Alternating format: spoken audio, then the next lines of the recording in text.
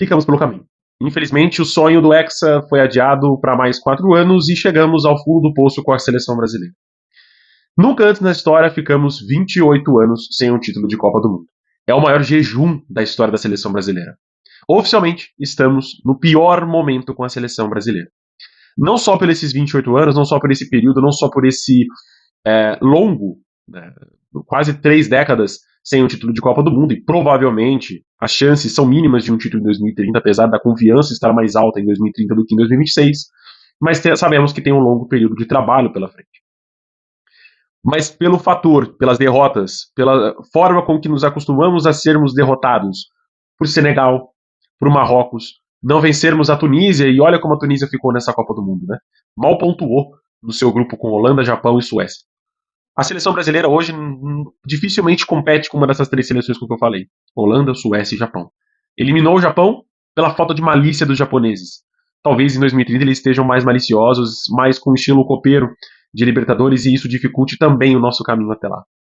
Mas percebe como a seleção foi descendo de degrau em degrau até chegar nessa eliminação para a Noruega em 2026. Fomos eliminados pela França em 2006, França que bateu na trave na final contra a Itália. Fomos eliminados em 2010 pela Holanda, que também bateu na trave e perdeu o título para a Espanha. Perdemos em 2014 para a Alemanha de forma vexatória, como foi o 7-1. A seleção brasileira não pode perder por 7 gols, como foi em 2014, dentro da sua casa, no Mineirão, e a Alemanha foi campeã do mundo. Perdemos em 2018 para a Bélgica, que nem sequer na final esteve. Perdemos em 2018 para até então finalista da Copa do Mundo de 18, em 2022, para a Croácia nos pênaltis. E perdemos agora em 2026 para a Noruega, que provavelmente deve estar na final da Copa do Mundo, mas vai precisar eliminar a Inglaterra e ou Argentina ou Colômbia.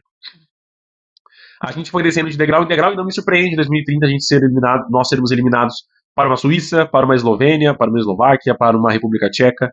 O Brasil hoje não compete com europeus no mata-mata. Desde 2002, curiosamente 24 anos atrás, e 28 na próxima Copa do Mundo, o Brasil não vence um europeu em eliminatórias de Copa do Mundo. O Brasil hoje compete em amistosos. Joga bem contra a França, joga bem contra a Inglaterra e vence com o gol do Endrick, joga bem contra a Espanha e consegue empatar com gols do Endrick. Mas competir em eliminatórias de Copa do Mundo, em mata-mata, desde 2002 a gente não consegue. Em 2002 a gente ganhou da Alemanha na finalíssima daquela Copa por 2-0, 2 gols do Ronaldo, e desde então não sabemos o que é vencer europeus no mata-mata de Copa. Quartas de final em 2006, quartas de final em 2010, semifinal em 2014, quartas em 18, quartas em 22 e agora oitavas de final na Copa do Mundo.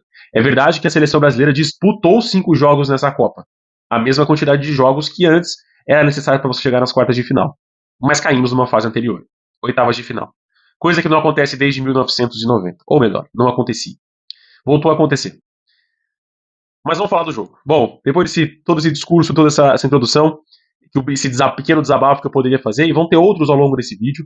Eu sou Gabriel Todaro, seja muito bem-vindo na Rede Todaro, eu sempre trago análise dos principais clubes do futebol brasileiro, em especial nesse período de Copa, trazendo sobre a seleção brasileira e sobre a Copa, mas ao invés de trazer os vídeos da seleção, vou começar agora a trazer os vídeos do mercado de transferências e, consequentemente, depois projetando, ao longo de todos esses 4 anos que vamos ter pela frente, quais são os principais jogadores que a seleção brasileira pode encontrar no percurso para substituir os protagonistas dessa Copa, os protagonistas que já foram do passado e que não foram bem nessa Copa, e aqueles que não foram bem no passado e nem no presente. Bom, vamos conversar sobre o jogo. O Brasil fez um excelente primeiro tempo, conseguiu controlar muito bem a Noruega, tivemos poucas oportunidades da Noruega no primeiro tempo, todas elas mais concentradas no final da partida. Para dizer a verdade, foi uma só que a gente deu de chance para a Noruega, além do gol impedido deles no comecinho, foi aquela chance no final com o Odegaard, que o Alisson fez um milagre. Foi uma defesaça que ele fez no final. Para quem não viu o Alisson fazendo milagres com a seleção brasileira, teve no primeiro tempo uma uma excelente defesa no chute do Odegaard. Mas foi uma primeira etapa espetacular do Brasil, que me fez pensar ao longo desse primeiro tempo de que, a Noruega talvez não seja tudo isso. Da Noruega talvez não dê tanto trabalho assim para o Brasil. Talvez no segundo tempo, se mantivermos o ritmo, a gente pode ter uma chance de fazer um gol, apesar do pênalti perdido, apesar das inúmeras oportunidades desperdiçadas com Vinícius Júnior, com Gabriel Martinelli. A Noruega estava atordoada no primeiro tempo, na primeira etapa. Tanto que no intervalo, o técnico norueguês, o Solskjaer, faz 2 substituições para mim que são escancaradas os motivos pela qual a Noruega melhorou no segundo tempo, e o Brasil não precisava ter feito aquelas substituições para igualar, porque a Noruega não iria ter fogo suficiente, tanto que o técnico norueguês começou a trocar a sua defesa minutos antes de fazer o primeiro gol. Ele tirou os dois pontas titulares incontestáveis, né, o Nusa e o Sorloth, que eram as principais válvulas de escape da Noruega no jogo, e colocou dois atacantes rápidos pelos lados do campo. Né? E isso, vou até pegar o nome dos jogadores, que é o Skjelderup e o Bob, né, o Oscar Bob e o Skjelderup, que foram os jogadores que entraram pelo lado do campo. O Skjelderup, inclusive, deu duas assistências, né, para o Haaland fazer os dois gols dele. Então entraram esses dois jogadores rápidos, jogadores jovens, jogadores com pulmões, novinhos, né, 0 bala, 0 quilômetro, e a gente acabou perdendo o segundo tempo. Foram os 45 minutos que tiraram o Brasil da Copa do Mundo de 2026. Eu acho que se o Brasil mantivesse o ritmo da primeira etapa de construção de jogo, de condução de partida, de criação de oportunidades que estava tendo, apesar de não ter a posse de bola a seu favor, o Brasil poderia sim ter saído vitorioso. Mas eu já vou passar aqui a cal, como diria a nova geração, ou a receita para os mais antigos do porquê o Brasil perdeu. O erro principal da partida está na substituição. Sai Ryan e entra Neymar. A partir desse momento, a Noruega passa a dominar a partida, passa a dominar no lado direito de campo, porque é onde o Endrick foi parar na marcação. O Endrick é 9. Você não vê o seu camisa 9 do seu time ajudando a marcar a lateral. Você não vê o Ronaldo Fenômeno voltando para fazer a lateral direita. Você não vê o Adriano voltando para fazer a lateral direita. Você não viu, na verdade, né? Você não viu o Luiz Fabiano saindo da área para fazer a lateral direita com 0-0 no placar. Você não vê, sei lá, o Jonas, na época do Grêmio, fazendo essa função. Você não vê o Flaco Lopes fazendo essa função. Você não vê o Vitor Roque fazendo essa função. No máximo, voltam para marcar o volante. Mas o lateral, auxiliar na marcação do lateral, o Ancelotti errou nessa substituição. O Neymar não é jogador de 23 minutos. Não é jogador de meia hora como ele jogou. O Neymar é jogador de 15, no máximo. De um tempo de prorrogação, no máximo. Não é jogador para entrar mais do que isso. E nitidamente ficou escancarado isso. Você pode vir nos comentários e comentar o que quiser sobre o Neymar. Que ele é um grande jogador, que isso, aquilo, outro. Mas pela seleção brasileira, ele nunca entregou absolutamente nada. O Neymar pela seleção brasileira não tem nenhuma Copa América. Não conseguiu passar das quartas de final de uma Copa do Mundo. E não venha dizer que jogou sozinho. Neymar teve o Oscar, que foi um grande meia, que a gente infelizmente trucidou, mas lá fora é idolatrado pela torcida do Chelsea, idolatrado pela torcida da China, pelo futebol chinês, onde ficou mais de 8 anos. Tivemos Felipe Coutinho jogando com o Neymar, ídolo do Liverpool, jogou muito no Liverpool, ídolo do Vasco, jogou muito no Bayern de Munique, jogou muito na Inter de Milão. Não conseguiu jogar com o Neymar. Você teve junto com o Neymar Fred, um dos maiores artilheiros do Brasileirão de pontos corridos. Você teve junto com o Neymar Gabriel Jesus, o artilheiro da era Tite à frente da seleção brasileira. Você teve com o Neymar Endrick agora. Você teve o Neymar Vinícius Júnior. Você teve com o Neymar diversos outros jogadores que rendem muito ainda, ou renderam, ou vão render muito pela seleção brasileira. Mas é fácil culpar os outros companheiros e não culpar o problema que é o Neymar. O Neymar desde 2019 não rende nada por clubes e pela seleção desde que começou a jogar. É fácil ser artilheiro de uma seleção quando você tem mais de 100 e tralalá de jogos contra seleções fracas do cenário mundial, mas é difícil ter 3 Copas do Mundo igual Pelé. É difícil ter 3 Copas do Mundo, ter 4 Copas do Mundo como o Zagallo. Então a gente trucida o passado em detrimento ao presente. E a gente está vendo agora uma trucidação ao futuro. É fácil culpar o Endrick pelo gol perdido. É difícil culpar um jogador que não se cuidou durante 4 anos para estar à frente de uma seleção brasileira, que é o Neymar, né? É complicado culpar um jogador de 34 anos que mal consegue andar. Enfim. E vale lembrar que o Neymar nem era para ter batido aquele pênalti, porque era para ter sido expulso minutos antes, quando de uma forma infantil, como é a carreira dele, infantil, fez uma falta, que poderia já ter recebido o cartão vermelho por ter dado vários pontapés no Odegaard. No lance seguinte, na cobrança de falta, foi para cima dos jogadores noruegueses, empurrou ali 2 noruegueses. Poderia ter recebido o cartão amarelo, deveria, mas nessa Copa do Mundo a FIFA simplesmente rasgou o livro de regras em detrimento ao espetáculo.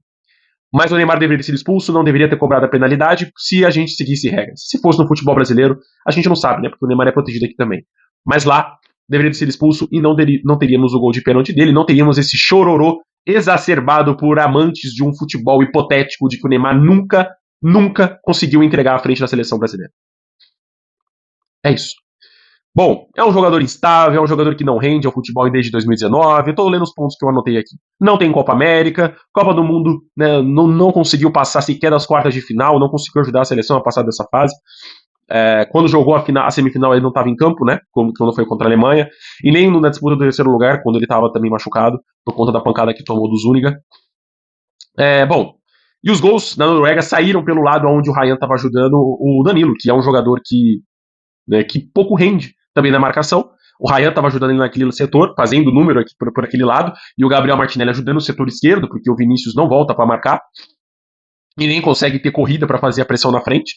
Mas o Endrick foi para aquele lado, não é um jogador para esse momento de marcação, acabou sendo driblado no primeiro gol, e no segundo gol, como o Brasil já estava no tudo ou nada, não estava ali auxiliando o Danilo, que foi facilmente driblado, jogado às traças ali pelo Haaland, e deixaram ali um jogador prestes a se aposentar, que é o Danilo, que para ajudar num ataque matador, que é Haaland, que não precisa de muito, precisou de poucas oportunidades, né? Eu contei 5, tá? 3 que ele conseguiu finalizar. Uma, o Alisson fez uma boa defesa no primeiro tempo, uma defesa segura, tranquila, mas um chute improvável do Haaland. E as 2 que ele fez o gol. Né? Uma de dentro da área, uma cabeçada que ele passa trucidando pelo Gabriel Magalhães, que falhou nesse segundo gol, no primeiro gol também. Não atacou os espaços, o Marquinhos estava dando muito espaço ali pelo miolo da área também. Mas o Gabriel Magalhães, para mim, foi um erro crucial. Ele poderia ter atacado a bola, ter protegido melhor ali aquele lado. Mas, enfim, né? Erros. São uma sucessão de erros, é uma corrente ali de erros que vai se unindo e vai formando até fazer o gol. E no segundo gol, cara, não tem culpa. Pra mim é uma bola espetacular do Haaland. Ele chuta já sabendo que foi gol. Ele chuta já comemorando. Ele chuta já sabendo que a bola entraria naquele cantinho e foi muito rente à trave. Méritos totais de Erling Haaland. Deixa eu ver. E aliás, né, o Alisson conseguiu interceptar mais uma bola, né? Foram 5 oportunidades. 3 chutes, uma interceptação do Alisson e aqui ele não conseguiu chegar na última, que foi um belo passe do atacante, do que eu acabei de falar, que deu as assistências para ele. Ele não conseguiu chegar e acabou não fazendo. Que bom, né? Porque seriam 5 gols de Erling Haaland se ele tivesse aproveitado melhor essas suas oportunidades. Gente, para concluir, e antes de eu dar as notas aos jogadores, a gente precisa apoiar a nova geração, como eu estava falando. Precisamos apoiar essa nova geração que está surgindo. Porque a geração fracassada das últimas 3 Copas do Mundo, 18, 22 e 26, que é o senhor Casemiro, Danilo, Marquinhos, Alisson, Ederson, goleiro, Alexandre, lateral, eles vão dar, e o Neymar, né? Eles vão dar adeus. Não vão jogar na Copa do Mundo de 2026. Não existe como. Talvez o Alisson e o Ederson, porque são goleiros e é normal o goleiro mais velho jogar também. Mas eles dão adeus às suas chances de colocarem a seleção brasileira de volta ao topo da Copa, ao topo do mundo. E agora uma seleção que dá espaço a esses velhos, esses jogadores já velhos, dão espaço para uma nova geração que está surgindo e está rendendo com a seleção brasileira. E cabe a nós apoiarmos esses jovens. Cabe a nós apoiarmos Endrick, Estevão, Beraldo, Andrei Santos, Vitor Reis, Ryan, Bento, Hugo Souza, Wesley lateral, entre outros jovens que estão surgindo, entre outros jovens que estão aparecendo no futebol. E a gente não pode trucidar essa nova geração. O Endrick teve poucas oportunidades, como ele teve no jogo. Poucas oportunidades para vestir a camisa da seleção brasileira. E das poucas oportunidades que ele teve para vestir a camisa da seleção brasileira, eu me apego àquelas oportunidades que ele conseguiu converter, que ele conseguiu render pela seleção. É o gol contra a Inglaterra que eu me apego, é o gol contra a Espanha, é o gol contra o México da vitória naquele amistoso por 3-2. É o gol da vitória, é a assistência e o pênalti sofrido contra a Croácia, no qual o Brasil poderia ter terminado empatado os dois amistosos. Se ele não sofre o pênalti e não dá assistência pro Martinelli e nem faz o gol contra o Egito no 2-1, eu me apego a isso. Eu pego a esse Endrick, que pode render, se dá as oportunidades pro menino. O Endrick é incontestável, assim como o Estevão, assim como o Beraldo, assim como o Vitor Reis, assim como o Bento, são peças incontestáveis dessa nova safra da seleção brasileira. Assim como é Vinícius Júnior, assim como é Rodrigo, Bruno Guimarães, que fez uma excelente Copa, mas infelizmente pecou na penalidade. Assim como talvez seja Douglas Santos, não sei, por conta da idade, né, a idade acabou apagando. Mas não dá pra gente se conformar e se apegar a jogadores antigos, jogadores, como eu falei, que não rendem mais. É isso. Os jovens precisam de apoio. Os jovens precisam de nós, torcedores ao lado deles nessa fase de renovação da Copa do Mundo. Vai ser difícil. Vão ser 4 anos que a gente vai ver ainda a Argentina no topo, que a gente vai ver a Colômbia à nossa frente, o Uruguai na nossa frente. Mas 4 anos, pelo menos com um técnico comandando a seleção brasileira, eu acredito que a gente pode render um pouquinho mais. Notas. Alisson, para mim, no jogo foi muito bem. Fez um milagre e defesas seguras.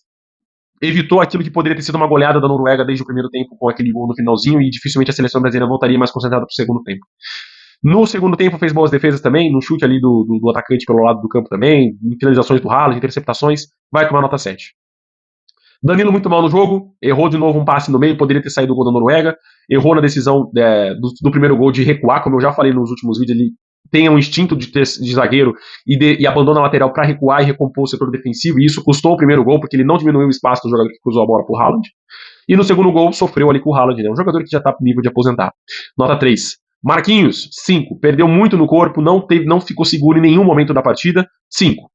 Gabriel Magalhães, também perdeu no momento que não podia perder no corpo pro Haaland, nota 4. Douglas Santos, volto a repetir, para mim o jogador mais regular da seleção brasileira nessa Copa do Mundo, foi bem nos 5 jogos, nota 6. Casemiro, 6. Bruno Guimarães, 3. Infelizmente perdeu o pênalti, se desestabilizou na partida, mas não entendi a sua substituição. Não é jogador para sair. É a cabeça pensante no meio de campo da seleção brasileira. A entrada do Ederson é uma anomalia. Não existe tirar um volante pensante e colocar um volante marcador. 3. Gabriel Martinelli, 6. Foi muito bem no primeiro tempo, ajudou na marcação, chegou bem no ataque, mas faltou aquele capricho para conseguir fazer o seu gol. Ryan, 7. Muito bem na marcação pelo lado direito. Não entendi a sua substituição para a entrada do aposentado Neymar. Vai com a nota 7, junto com o Vinícius Júnior também, nota 7. As principais oportunidades da seleção brasileira passaram pelos pés de Vinícius Júnior no primeiro tempo e no segundo tempo também. Matheus Cunha, 5. Sumiu no mata-mata de Copa do Mundo. Muito galudo para cobrar o jogador japonês, muito galudo para falar nas entrevistas pós-jogo, mas dentro de campo sumiu no mata-mata. Entraram no jogo, Endrick, nota 5, pouca coisa fez, né, além de perder a principal oportunidade, mas deu mais mobilidade, deu mais profundidade para o ataque da seleção brasileira, merecia ter entrado titular novamente. Vou sempre bater nessa tecla. O Endrick é titular da seleção brasileira, incontestavelmente. É o jogador fundamental da nossa seleção. Danilo Santos, o Danilo do Botafogo, nota 6. Entrou bem, mobilidade, etc. Neymar, nota 6 por conta do pênalti, pelo gol. Mas era 0, tá? Era 0 até o gol de pênalti. Porque infantil demais, não rende nada para a seleção brasileira e não agrega nada. Ederson, nota 4. Entrou, pouca coisa fez, pouco movimentou. E Ancelotti, nota 4. Para mim, errou demais na formação, errou demais no treinamento da seleção brasileira. Eu venho falando com vocês desde a live. O Brasil precisava ter feito pressão alta na Noruega, apertar a saída de jogo dos noruegueses, porque eles se complicam. Eles têm dificuldade de sair jogando. Se você dá espaço, eles vão encontrar os meias, que é onde tem a qualidade para sair jogando. Então é isso, meus queridos. Vamos acompanhar esses próximos 4 anos, torcendo pela seleção, vai ter Copa América aqui, vai ter eliminatórias, tudo aqui para trazer para vocês. Fechou? Infelizmente ficamos pelo caminho, mas ainda temos 4 anos para trabalhar e lapidar melhor essa seleção brasileira. Um forte abraço e até o próximo vídeo.